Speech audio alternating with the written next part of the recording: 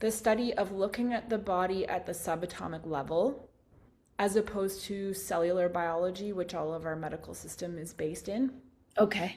So we're looking at tending to our mitochondrial terrain.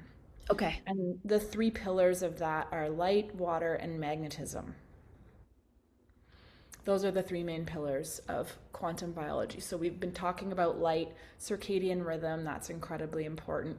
We touched on water and the honeycomb, the metabolic water, and how our metabolic water has a negative charge. And there is a whole world of understanding water and from the quantum biology perspective. And what's interesting as well is like my teacher talks about how our metabolic water, or it also gets called exclusion zone or EZ water. This exclusion zone water, it sequesters things, but it also is like an antenna. And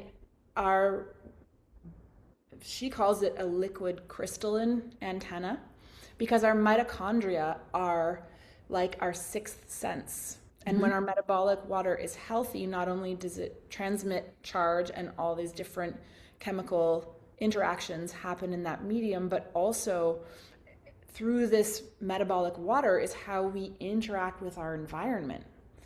And so technology like Wi-Fi, Bluetooth, our cell phones, that dehydrates our metabolic water. Going outside, anytime the sun is up, infrared light is always present when the sun is up. That's above 800 nanometers.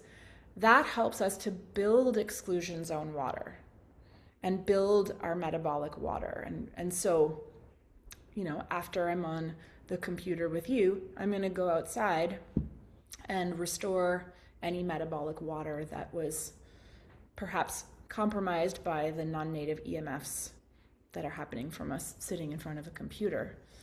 So when we're looking at mitochondrial health, it's incredibly important to be aware of how this technology is dehydrating to our metabolic water, because what it does is non-ionizing radiation causes the voltage-gated calcium channels to be opened up.